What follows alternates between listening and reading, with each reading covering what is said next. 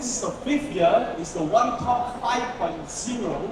We've been doing it for 5 years, and this is the 5th year. And today, it's our 6th show. Total, there will be 10 shows, where leaders, the number one and the authority of every segment speaks. Alright? We have librarians doing the show, we have educationists doing the show, we have publishers doing the show, we have wellness, we have goodness, we have everything. But today, we're going to do one topic that is very trending and very important.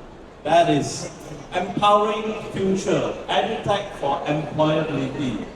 Now, in every parents or every individual or every family, one of the things that we worry about is that, will my kid get a job? We parents, okay lah, we're surviving and quite okay, but what about my kids? Will AI take over all the jobs? Will they be secure? What about the future? Will they achieve financial independence? There's a lot that we will be talking about and sharing on this. So I'm very blessed and very happy. The panel, you're all good friends. We go back a long way. Some of you we know more than 30 years, all right? Franklin is a good friend. He's a specialist in AI and the authority of AI. So he has already speak a lot about AI. Arif and I are book people. We've been working at bookshop assistants 30 over years ago. And then we study, we work hard from really rags, you know. Now they don't reach a lot, so it's relative, right? So the thing is that we are education people, we love books, we work very hard, we study a lot. Lance is one of the superstars in tech, alright? His association, Internet Alliance, I think they do mega billions turnover among the members. All the big names, you name it, Microsoft, Amazon, China Mobile, Alibaba, so on and so forth, alright? And of course, Bruce also has been lecturing, teaching, and doing everything to do with education. But he's the advisor and the authority for TWAC, alright?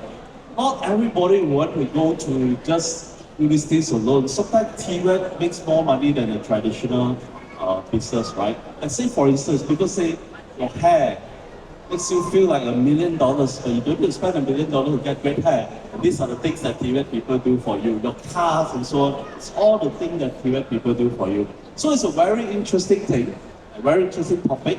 So without further ado, I'll hand the time over to our moderator for today, Franklin, to say a few words and introduce the speakers to speak on a topic that they are authoritative in. So a round of applause to the speakers. Thank you, Keith. All right. Okay, so yeah, good afternoon to everybody. Just to add on to what Keith said, yesterday my mother met up with me and she knows that I do AI training and then came to me and told me, Franklin, what job should my son study when he go to college? You know, what course should he study?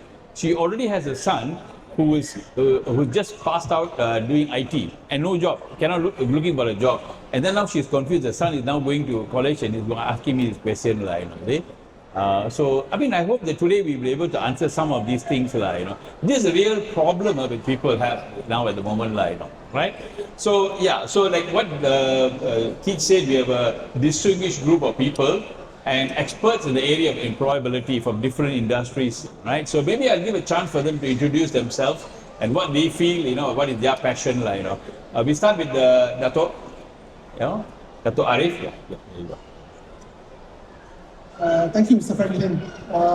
My name is Arif. I'm currently attached to University Technology Mara, which is one of Malaysia's largest universities. We've got about 34 campuses around the country. We've got about 200,000 students registered with us, with a staff of 20,000, with 2,000 lecturers attached to UiTM. Previously, I was with the Human Resource Development Corporation. So as you can see, my passion lies with talent development. And being with the university now, it gives me an opportunity to work with young people, to be able to guide them, so that they understand what is required of them to be able to be employed and to be able to secure their future. Today's talk, I guess what we'll be looking at is what is it that education, or how is it that education can prepare them for the future? What is it that they need to do beyond the schools beyond their seats at the universities. Because to employability, being employed, and being continuously employed requires the individual to commit to continuous learning. So learning doesn't stop just at the school, doesn't stop at the university. And this is what we have to ensure that every student understands. Because technology can be a double-edged sword, because although it democratizes education and information, it allows more people to acquire the kind of knowledge they need to be able to perform a task. But at the same time, technology also allows for speed. And because of the speed, you have to keep up, keep running with the speed, otherwise you'll be left behind. So hopefully today, through this conversation, we find out how is it that one is able to keep up with this technology and the pace of movement. Right. Nice. My day job is I run a company called VLAN Asia. We are a cloud service provider, technology service provider. But for me, the reason I'm here is because of the association work that I try to do. In the association, we have two main chapters that we try to promote talent and also to help with learning for our members. So the talent portion is where we work together with universities, with education institutes to help students and to help the faculties to understand what the industry really needs and how to mold the students or how to ready the students to come up for employment, Now, we get the question whether or not these days a university degree is very important. We get that question a lot. And I always say yes and no. For me personally, I never look at the degree itself. But why I think the degree is still important in university for an employer to see is because at the very least, I want to be able to see that you've completed at least 3 or 4 years of education in one place. You did decently well in one area. You went through classes, you went through your exams, and you have a small decent chance that you're going to put that same discipline into my company if I hire you. If you don't go through that, typically you might not have gone through that discipline in order for me to actually know that you are ready for employment. So I would personally still think going for universities are still very important if you are to come up for employment. Okay. Thank you. All right. Thanks, Lance and Franklin. Let me introduce a little bit myself. My name is Bruce. Right now I run several businesses, but I like to call myself berjiwa guru lah, cikgu. Whatever I do, in whatever business, we have technical vocational education and training. That's one aspect of the business. Cross-border commerce, especially with China, just recently got back from Bangkok, Vietnam, Indonesia. Third business that we have is in property development, and then there are also investments in restaurants and hospitality. So these are a couple of businesses that I do. But whatever it is, core to this is basically education. Right? And what do I mean by education? What do I mean by berjiwa seorang cikgu? Is basically to ensure that all stakeholders undergo some form of transformation. What kind of transformation? That there is value, added. So when there's value, they can basically take care of themselves. Once there's value, you can sell your value, you can trade your value, you can add value to other people's lives. So that results in you being able to take care of yourselves, your families, and people around you. So that has always been core to what we do. Thank you very much. All right. Yeah. What I love about what you mentioned is that learning is something that's always continuous. Yep. So one of the things that our association focuses on is also on learning. So I also head up what we call the learning division of the association, where every month at the very least we have at least one learning activity for our members. This is so that, again, comes back to continuous learning. Correct. We always believe that in order for a business person or even an employee to grow in an organization, they must learn something outside of their existing job. They must learn something that can carry them forward. For example, now AI, you were talking about AI. a lot of companies, they don't understand what AI can do for the business as well. So we help our association members and also the staff actually learn things that are beyond their daily job scope. So that's something that we add on. Excellent, excellent.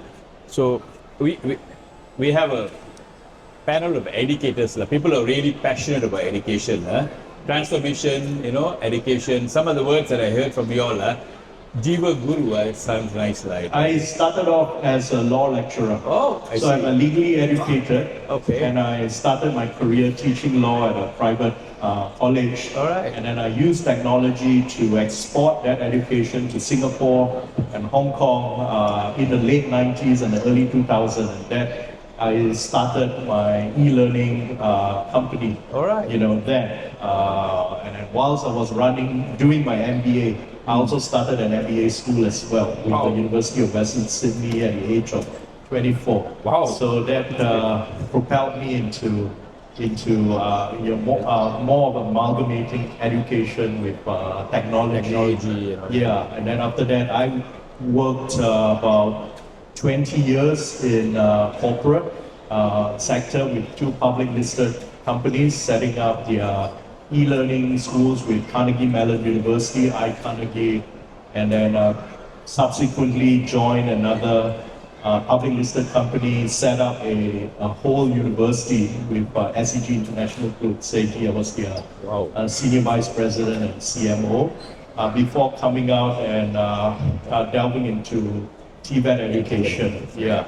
Excellent. Right, 10 years ago. All right. So In fact, every one of them are adjunct professors as well as industry advisors to many group of companies. Many universities as really well. power actually.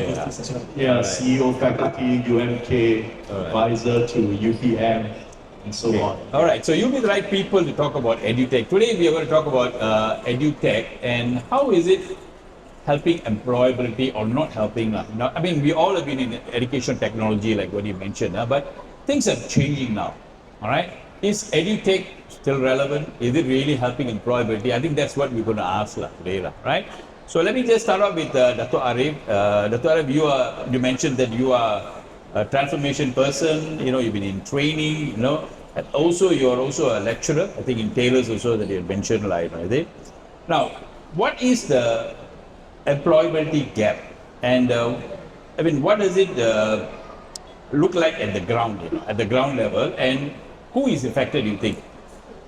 There is this very it's an open discussion at the moment.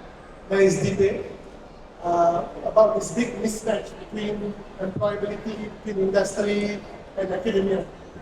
You ask the industry, they will say we do not have work-ready graduates. If you ask the students, the graduates, they say they are qualified and they are ready for work. So the issue here is more definitional. And the definition is who is ready for work and what it means to be ready for work. What we understand is we are in a period of time where transformation is taking place.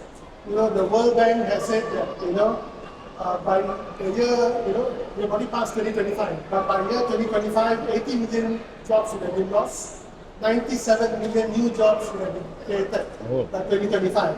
Okay? I myself, I would say that whatever I learned in school many years ago is no longer relevant today.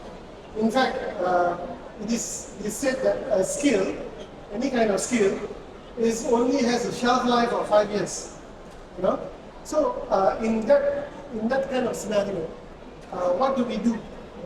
So that is why I say that universities must move, universities, colleges, schools must move beyond content recall to transference of skills. And what I mean by this is that it is how we impart knowledge to our students. How then are we able to assess what they have learned to ensure that what they have learned they can apply? And we need industry to be able to talk to academia. So that is why at UITM, for example, I always push the management, the deans especially, to get their faculty to at least on a yearly basis, have one MOU with one industry leader so that whatever they are teaching, so that whatever they are designing as curriculum is considered relevant for industries. Right. And internships are now very integral to all the faculties to ensure at least, and we are trying to increase internship programs from 6 months to 1 year. 20 years ago, I remember USM, their internships used to start in the second year, not in the final year. And it used to be 12 months for a whole 1 year period. And you do, while you're doing your internships, you still have to return to campus twice a week. So at that time, I remember internship was integral to the study. So that there is no mismatch, there is no gap between industry and academia. I think that idea was disbanded almost 15 years ago. And today there is a revisiting of the curriculum to ensure that practical and internships are part and parcel of the learning process. But we still have a long way to get industries to buy in and academia to work with industries in ensuring that this is really implemented. Okay, all right. I think that's a very good idea you suggested. Can I add on to that? Yeah, sure. So industry, I love the point about internships, especially when it comes to 6 months to 1 year, 9 months to 1 year. Because a lot of times, a lot of universities that come to our members, their internships, the students' internships is only 3 months, 4 months. So it's very difficult for an employer to actually bring in an intern, train them for 2 months, and then use them only for 1 month, then they're gone. So a lot of universities have this misconception that companies only hire interns because cheap labor. That is not the case. Yeah. That is never the case. A lot of our members, they pay top dollar for good interns because they know that these interns can eventually come back as potential employees. And what I like to see also is not just an extended period for internships. It would be also wonderful if universities can accept students going for 2 different internships. Right. First internship is based on their own syllabus that they study, their own course that they are learning in the university. The second internship can be something else that they choose. Because you don't want to be in a position where the student graduates, let's say in computer science, but eventually realizes computer science is not for them after they graduate. So if they have an internship that is not part of their syllabus, they learn something new, they realize, hey, this is actually something what I actually enjoy. I still got time to change my degree into that actual thing that I enjoy. Then they learn faster, they get more when they graduate. That's something I love to see. All right. So I always encourage students to go for 2 different internships. I think that's exciting. Some of the suggestions that Dato said also, the internship, make it longer. On the topic of the gap, I'd like to take this opportunity to look at the bigger picture. Yeah, because that gap exists, and it's not just a single gap, but it's a multi-layered gap. So if we were to take a show of hands right now, how many of you are graduates? Siapa yang graduan tetapi masih lagi mencari kerja? There, outside there. Okay, I'm sure there are many. Okay, who are employers looking for talents tapi masih lagi mencari? Okay, ada. The fact that we are having this topic today about employability and talking about the gap, we have to all acknowledge the gap is there. So every time I meet any boss, they always say, "Ayo, susah lah. Want to invest millions, hundreds of millions to open a factory or whatever? Easy. Get a bank loan, get investors, you are there, right? But getting talent, that's the tough one. Yeah. All right. Tomorrow I have 200 positions to fill for a data center. That's the most difficult. Committing billions, that's the easy part.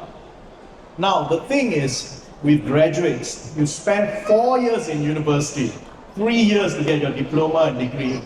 That's the easy part, But finding jobs. So you've got many graduates are looking for jobs, many companies looking for talents. There technically should not be unemployment. So what we have, people say, is an underemployment. Underemployment meaning people are looking for jobs that are not real sometimes. Or there are some companies that are offering job opportunities that are not attractive enough to the talents. So that's where that gap happens. Lance is a lucky guy because he belongs to Internet Alliance. That's the technology industry. All the guys there are Microsoft, the big boys, you can pay top dollar. But 67% of employers in Malaysia, according to Dawson, they are from small and medium enterprises. And that's where the gap exists. SME bosses, they don't even have HR departments. One leg kick, they call it. One lawyer lady does human resource, administration, office management, the whole works, IT. So she's overwhelmed, and the boss is outside there doing business development. That's the structure of an SME. So if you ask the SME, what kind of person I need someone who works overtime, don't want to ask for extra money, okay, they work very hard, comes in on weekends, can work shifts. But if you ask a graduate who is exposed to TikTok and so on and so forth, I want a flexible income, I want to work from home, I want a very high salary, 5,000 ringgit as a start, tech companies can offer that. But the normal SMEs, therein lies that challenge. I've experienced it. I was the chairman of the Productivity Nexus, so there were 9 nexuses that was set up those days. And we find that only those in the tech, in the telecommunications, in the E&E that are driving the economy and is able to pay top dollars. Those in retail, mostly occupied by 90% SMEs, they tend to struggle a little bit with productivity. So investments in tech, investments in human capital, there is still that gap, of that expectation. So therein, I want to say there is that gap that is always there. Someone wanting easy job, high salary, and then this guy wants to pay low salary and want them to work like hell. So how do we bridge that gap? What are the gaps? Expectation gap, salary gap, and currently there is also a career pathway gap that I see. If I will, just another 1 minute. The traditional jobs has always been employment. So I know Dato Arif, I first met him when we were doing HRDF, as it then was called, Train and Place. It was launched on the 19th of August, if I'm not mistaken. 1 week after that, we held the convocation for Train and Place for 200 candidates. So when we say train and place, what do you mean by placement? It's about getting an employment contract, a long-term employment contract. Secondly, okay, you have got what you call gig work, and that technology has allowed many kinds of gig work, side gigs, Grab drivers, and so on and so forth. But there is also a third position, that of entrepreneurship. So you find that the days of long-term employment somewhat is numbered. Those days when I used to see obituaries, these guys start and end with just one job. You just call Bruce LLN or Tenaga or whatever. Gone are those days. Now in 3 years you get 5 jobs. So now, does gig economy provide you with employment? Is that something that adds value that a country can be proud of and we can develop? I really don't think so, because it doesn't give you that kind of security. So you might start off as a TikToker, selling online and so on and so forth, but you are at the mercy of the platforms, right? So what we need right now is a mixture of both. Entrepreneurship, yes, you're on your own. There's no limit to what you can earn. Gig, there is a limit, because right now I can earn 3,000 as a Grab delivery rider. The moment I get married, I only need 6,000. You're already working 10 hours a day, brother. You can't be doing 20. When you're an entrepreneur, there is no ceiling. But it needs to be guided. So what we need is for employers to basically hire not workers, full-time workers, but you hire some sort of a contract worker with you. You pay them based on KPIs and so on and so forth. There is offtake, and this is something that I think that we can work on. We have done it for drones, we have done it for agrotech, and so on. And this is something that we can develop on. Thank you. All right. Adding on to that, so gig workers, gig economy, it's a fantastic way to supplement income, but unfortunately, I see it as something that stifles your own personal growth. Yeah. For example, let's say you do decide to become a Grab driver. Yes, you probably can make 3,000-4,000 ringgit a month. Decent salary for a person single. But again, like Datuk Gu said, the moment you get married, you need 6,000-7,000. Very difficult to supplement your income. And because you've already spent so much time doing your deliveries, running whatever job that Grab gives you, you don't have time to self-develop yourself. There's no career progression. Now you got 4,000, but your 4,000 is going to stay with you forever, 4,000. It's going to be very difficult for you to grow. Now, coming back to entrepreneurship, there's a new phenomenon called solopreneurship these days. Yeah. Solopreneurship is something where you can become an entrepreneur, very similar to what a gig economy person can do, but because the internet is so readily available for you to talk to people overseas, all over the world, your gig economy opportunities became global. Scaling lah. You can Faster scale because you can get jobs overseas as well these days. You can go to places like Fiverr, you can go things to Upwork. These kind of places offer you jobs from maybe the US, from the UK, anywhere around the world. And you, number one, you potentially can get paid in US dollars. Number two, if let's say you do have too much work, you can potentially also sub it to somebody else as well. So in the end, as a solopreneur, number one, you still get the flexibility of working like an entrepreneur. You don't need to be tied down to a single job, and you still can make more money than just being a Grab or delivery driver. So that is one opportunity that you all can also explore. I also want to add on to it. I was in Indonesia. So this Grab driver, I said, how come you're sleeping? Use the app, you can actually get more customer.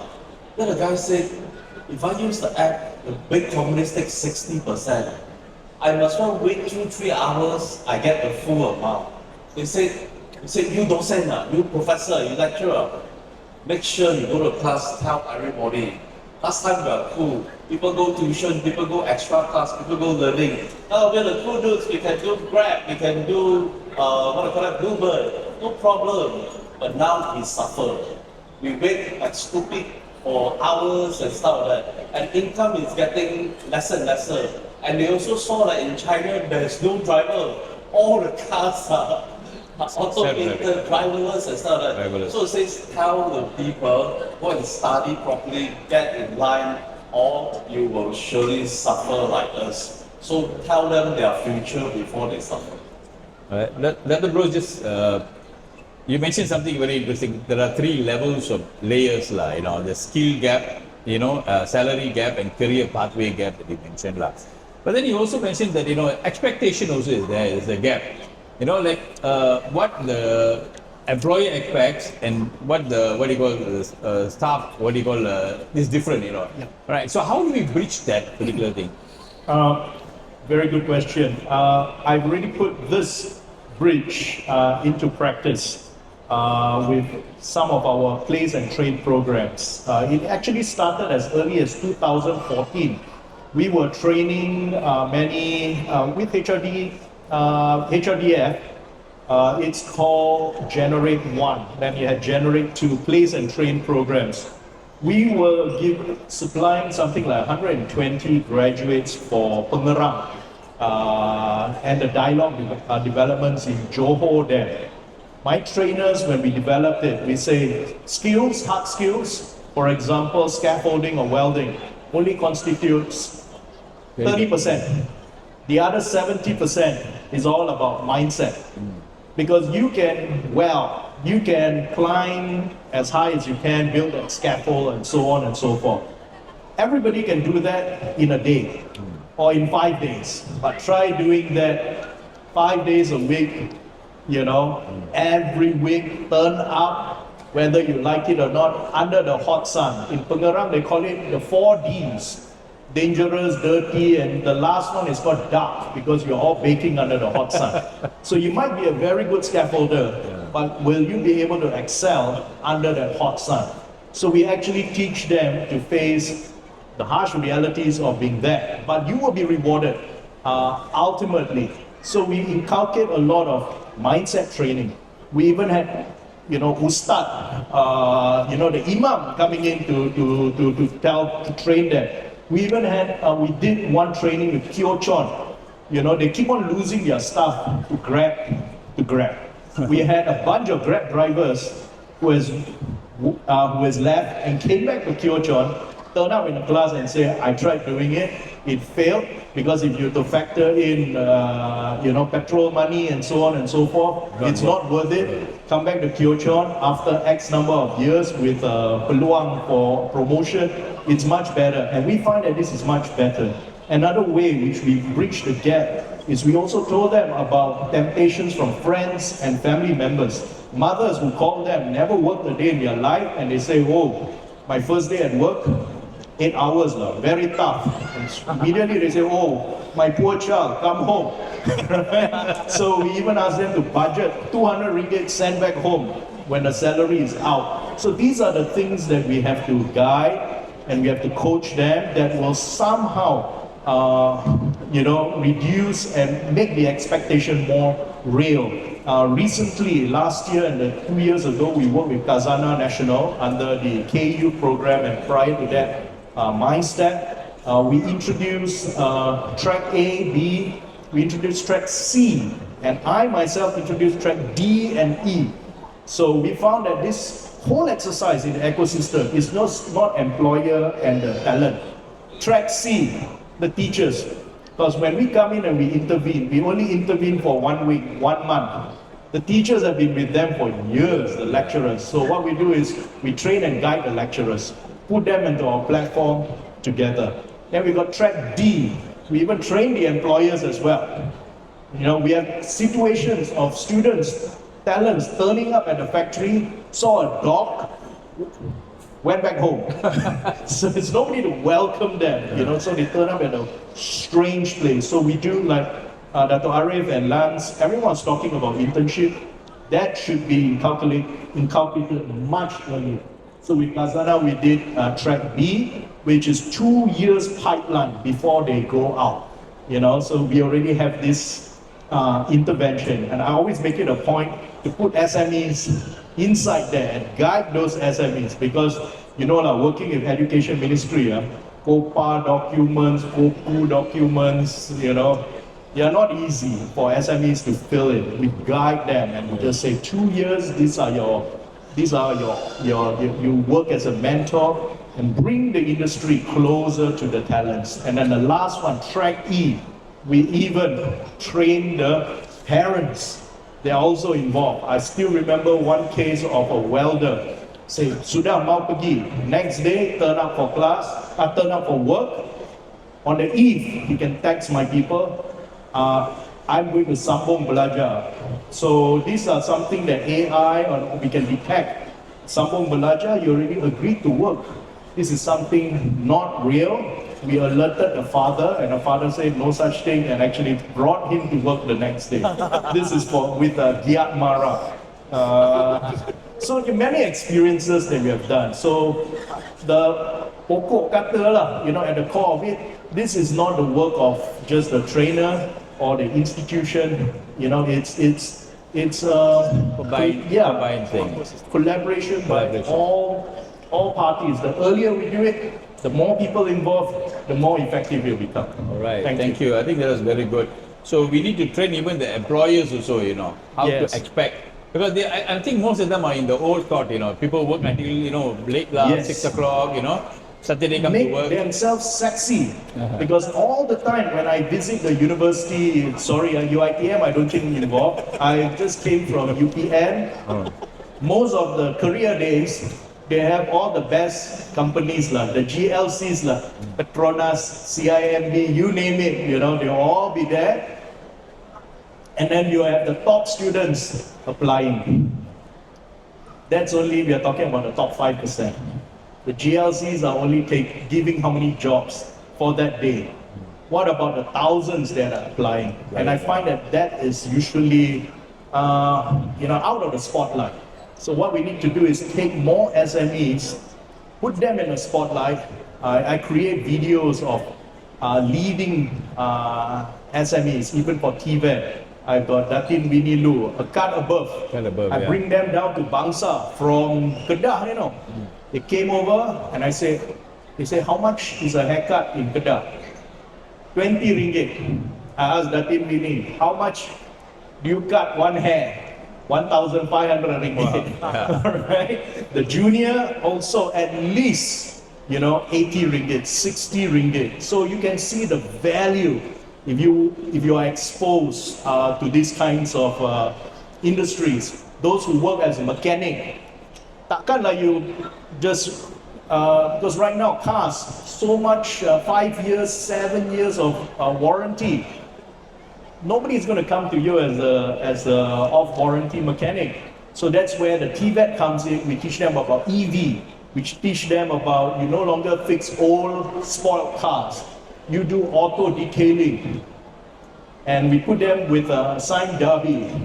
You buy new cars, you work with Porsches, you work with BMWs and stuff like that, and you get a commission out of that. So technically they are not working for Auto Bavaria, Sime Darby.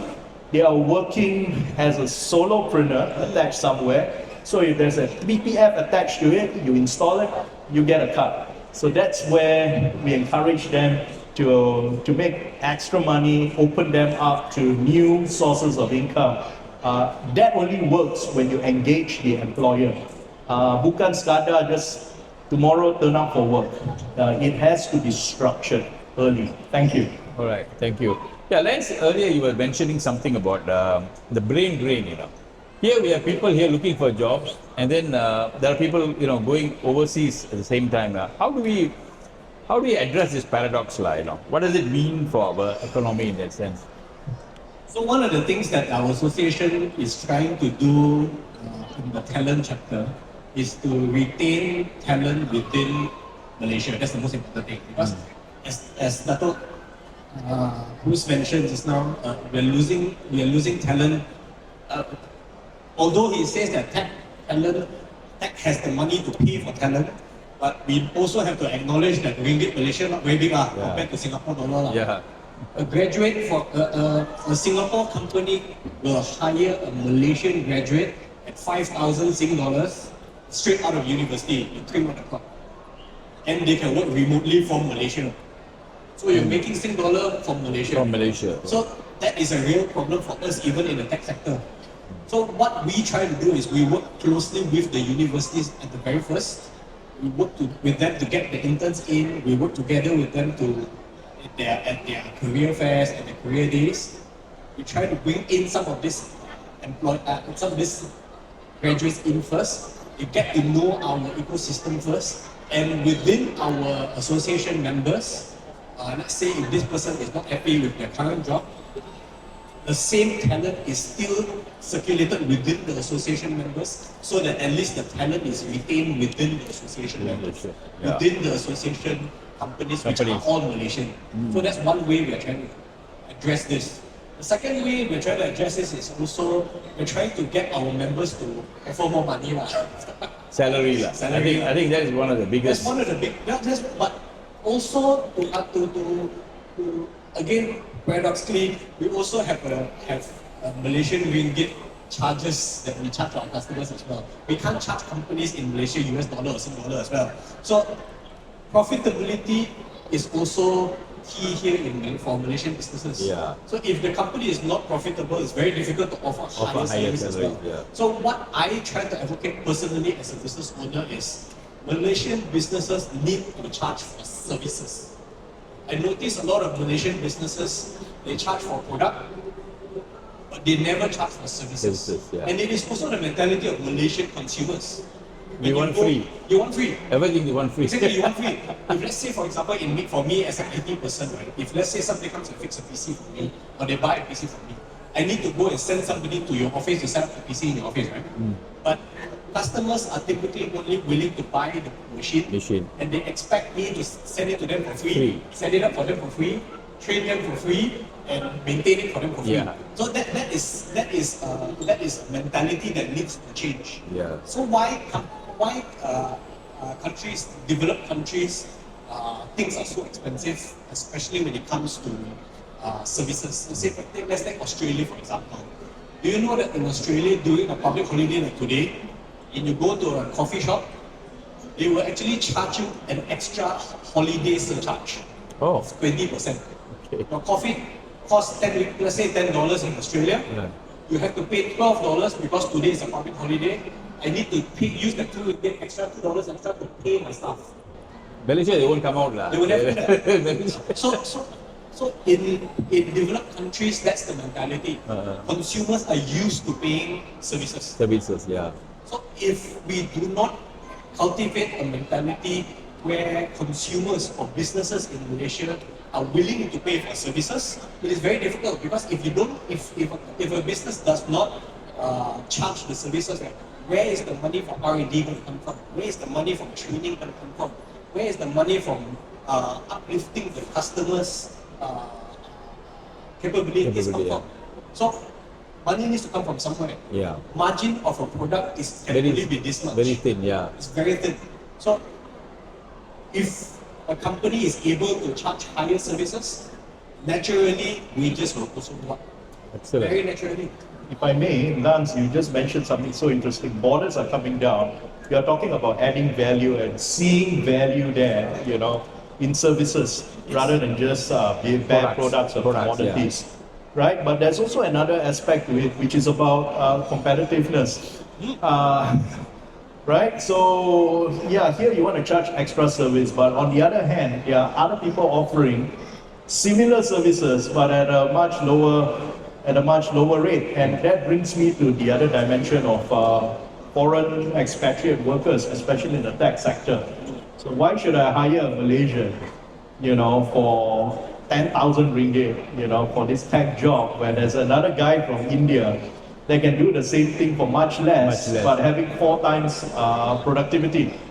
So I've heard of this. I've done engagements with some tech companies, Tech Mahindra, Infosys, and so on. They say, I can get guys from India, who is earning, can do half of you, and they're so hungry. I only take a Malaysian because my clients are Malaysian and they want to see a Malaysian face.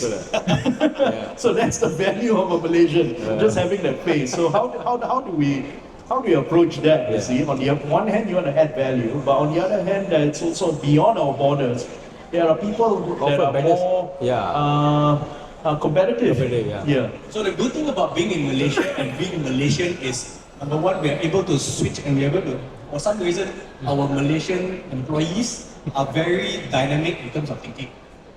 There's this saying, you show a Malaysian anywhere in the world, they will survive. They'll definitely survive. So why I think this is important? A lot of other countries, they don't have that adaptability when it comes to business sense, when it comes to being an employee. So why Malaysian employees or Malaysian in general have an advantage over most of the regional players? Number one is adaptability. Number two is because we speak multiple languages. If you hire somebody from India, very likely that person speaks English or Hindi or whatever they speak in India. It is very difficult for them to pick up a separate language and for them to understand what the region needs. There's a reason why Malaysia is number 3 in the BPO segment, business processing outsourcing sector. We're number 3. After India, after Philippines, Malaysia is globally number 3. So there is a market where they value what Malaysian employees can offer. So adaptability is number 1, language is number 2. And for me personally, right, why I say we look overseas for business. Number 1, Malaysian ringgit, although it is stronger now, it is still weaker against the Singapore dollar, still weaker against the developed countries. So there are a lot of opportunities where some of the developed countries, they are not too keen to export or rather to outsource their jobs to places like India and Philippines. They're more keen for Malaysia because of those reasons, adaptability, language, and also lower wages than where they are. The engineer in Singapore will cost easily 10,000 Sing dollar, whereas someone in Malaysia is probably 10,000 ringgit. Probably the same amount of productivity, the same technical expertise, and better work rate as well.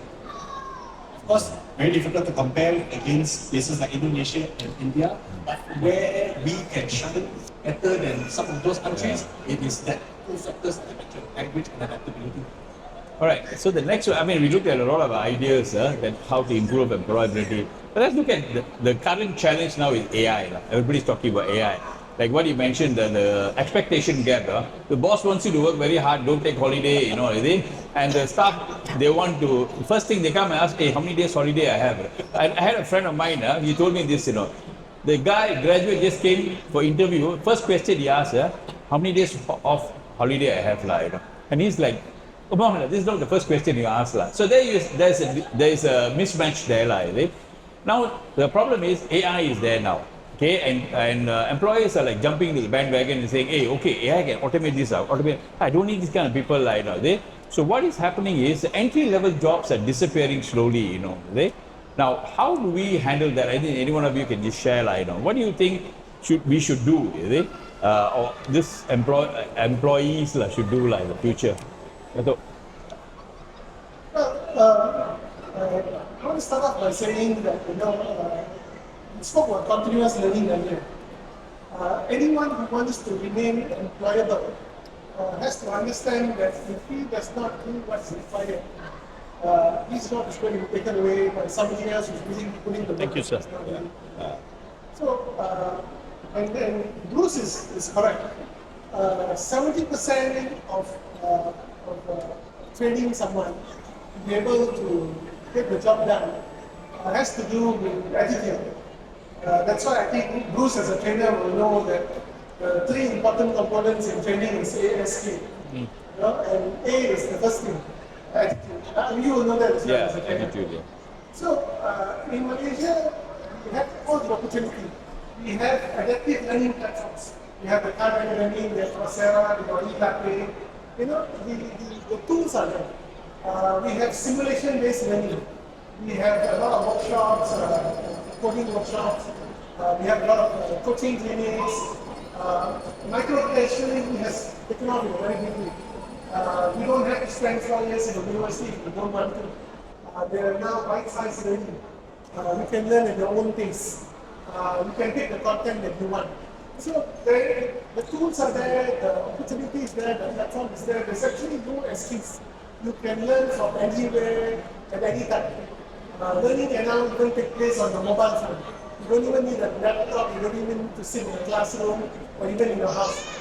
You can even learn on the go. Yeah. So with all these opportunities available to you, I think the young today, we cannot manja that, we cannot baby them too much. These people, especially entry-level jobs, and these are the jobs that are being taken over by AI. And one of the things that we try to do at Edutech is basically to strengthen the human skills of the individual. Because AI can take over the technical side, but they cannot replace the human side. So this is where we're trying to focus on and try to at least strengthen that part, that component, so that wherever they go, they can adapt to whatever is required. Because without the human skills, one is not able to adapt. So basically, it's upskilling and adapting, So maybe any questions from the floor? Anybody want to ask any questions? Do you have any questions on employability challenges? Nobody? I'll ask the question. I think to go international, especially when we serve in Thailand, Indonesia, this region, right? English become a very important thing.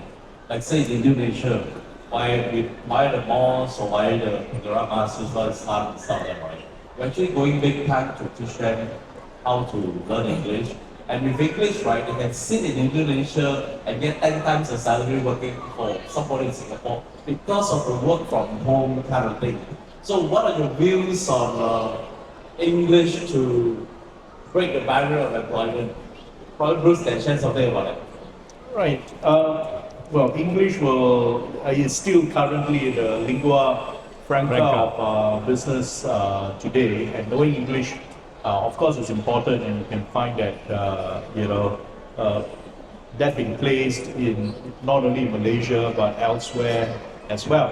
But also right now with the advent of technology, there's so much you can do in terms of translating technology and all that. So it's not so much English per se, but how do you get a message across, how to communicate. So again, back to the issue of advent of AI. Will it make people jobless? Does it mean that if you don't speak English, you'll be jobless? You need to take up English. I think people need to know how to use AI, how to use technology for their end. So AI is never the end. It has certainly made my job so much more simple. Actually, before coming here, someone was asking in our group chat, whether do we have slide presentation. Those days I used to, struggle with it for weeks, days in order to come up with that. But this time I'm not that worried, because I know if I just put a couple of prompts on Cloud or ChatGPT, my deck will be ready. But then I told myself it's better not to do it, because doing it is not that impressive anymore. Yeah. Because everyone knows it's all AI generated, right? Even in Bangkok, before Deputy Minister launched, we say, oh, he expected a presentation and it was just done in 15 minutes, videos or more, right? So then I just say, maybe it's better if I just turn out without the deck. And I'm quite glad my view was shared by everyone here today. Yeah. Because no amount of cloud or AI powered deck can ever replace the value of having people with great experience, expertise, sharing things from our heart. So this is something that AI cannot replace.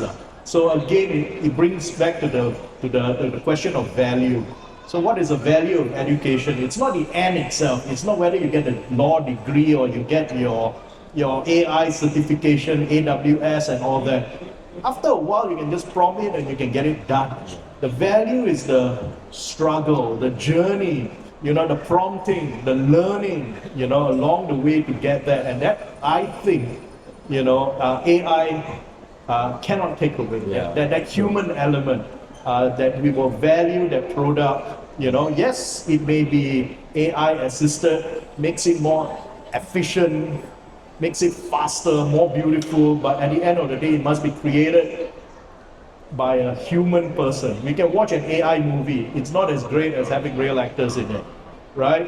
You can read an AI book, but it's not as good as someone who has really struggled with life and something. You can listen to a whole orchestra composed by AI. I've heard it before, but it's not as great as one that's composed by Mozart or Beethoven, who has struggled with life, with his deafness, and so on and so forth. That's what value ultimately is about. And we employ the same thing about employability, about what we do, and you won't get wrong. It's all about the journey. Okay, Thank you. One last question, just to answer the question from the mother who asked me yesterday, what course should my son study so that what course should he study so that AI won't replace him, What do you suggest? We'll become a farmer. Farmer, okay.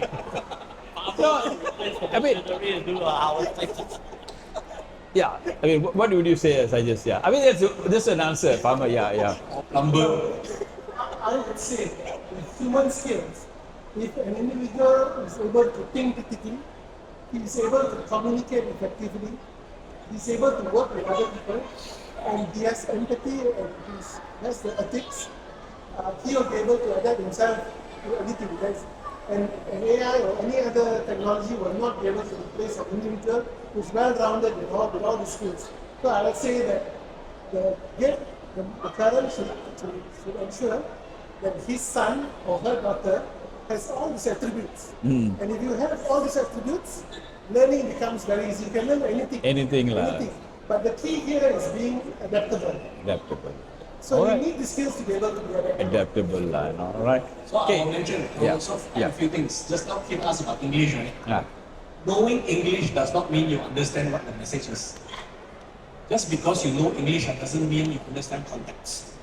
Context comes through experience. Context comes through adaptability. Context comes through what you've been through. So to answer just now your question about AI taking over jobs, right? Even though an AI can take away a job, AI will not understand the context of what the job entails. The AI might be able to automate certain repetitive tasks, Yeah. but you won't understand why. Right. You won't understand why. And I always believe that being able to communicate well and being able to articulate your message for an audience to understand, that's something that AI Cannot do. cannot really replicate very well. And to answer your question, what job or what somebody should learn, comes back down to communications again. How you can communicate with another human being, how can another person communicate back to you, with you. So why I always tell, and I always tell this to students, the first job that you go outside of whatever discipline that you studied, right, first job you learn is sales. Why sales? Huh? It's because number one, you get 1,000 no's before you get your first yes. It helps you thicken up your skin, and it helps you articulate yourself better. You learn as you get the no's. You learn as you get your failures. So through those failures, you learn how to communicate better, and that's where you learn to adapt. All right. Just to wrap up, so maybe one can say one thing that you find that you want to leave with the job seekers or students that they can to move them in the right direction, like, you know. Job seekers, I always say, don't be too choosy when you're choosing your first job. Just go into the market, get your experience, learn from your experience. I say failures are sometimes more valuable than successes. So just go into the market, pick up any kind of job in any kind of industry, and when you feel that you have failed enough, then it will be time to succeed in what you actually put into practice. Lance, Go get a sales job. go get a sales job. But if you're still studying, go get at least 2 internships. Because I believe the second internship will actually tell you whether or not what you studied is actually what you want to do in the future. All right. Okay, I'm just thinking for the young people, just know that you are very, very fortunate. Okay, all of you have innate talents, God-given talents. Yeah, so you just need to ask yourself, what is it that you are good in? What is it that you have passion in? You are able to succeed in whatever you do. All right, you might be interested in cooking. You can sell your cooking. Right, you are interested in motor engineering or whatever, there is a future for you there. You might be interested in singing or performing, there's also, ask yourself, what is your Passion. your passion? This is something that's God given to you, and that's something that you can accept. And number two, this is something that you have, that all of us don't have up here on stage, which is age. Oh, okay, yeah, you've right. got time, you've got young age. So that is already a major advantage over every one of us here. Well, we also got advantage, we got experience. Okay, so what you don't have in experience, you have in age. When you have a young age, as Dato Arif said just now, just go ahead and do. Don't think so much. You know, don't aspire and so on and so forth. Before you get your Rolls Royce, tak apalah, take your Kancil, take your Proton, take your BYD, work yourself up. Okay? Don't just say, I'm waiting to get that Ferrari. Take whatever job you have first, because you always have the choice to revert or pivot. You can see failure. Go through failure. You become stronger and say, I'm going to continue with this. Or you can change. Yeah. And that is your right. And thirdly, forever learn. Okay, use AI technology, just additional stuff for you to learn so that you can add value to yourself. Thank you. All right. One last one. One Yeah. last point, what he mentioned, act. So now AI has democratized knowledge. It has democratized information. Last time, it was very difficult to get information, even though we were in the information age. Now, you go to YouTube, you can learn anything. You want to dismantle an engine, you can go to YouTube and learn it. You want to ask AI anything, AI will give you the answer. The only difference now is action. Between you and your success really is just action, because you have all the knowledge to actually apply to reach your goals. Yeah. Action. All right, thank you. Application, correct. Thank you, gentlemen. Just to wrap up, I think to summarize the whole thing, what we need to learn in the future of employability is to learn to adapt and adopt and move on. Okay? So future is not going to be the same as what it was during our parents' time, So it's going to change a lot. So we have to be ready to adapt at any time, I think so. All right, thank you, everybody. Okay, with that, AI, let that be your assistant. Also use AI, authentic intelligence, which is you, the real you. And those is still in academics, academic integrity in whatever you do. With that, a round of applause to our panel speakers. Thank you.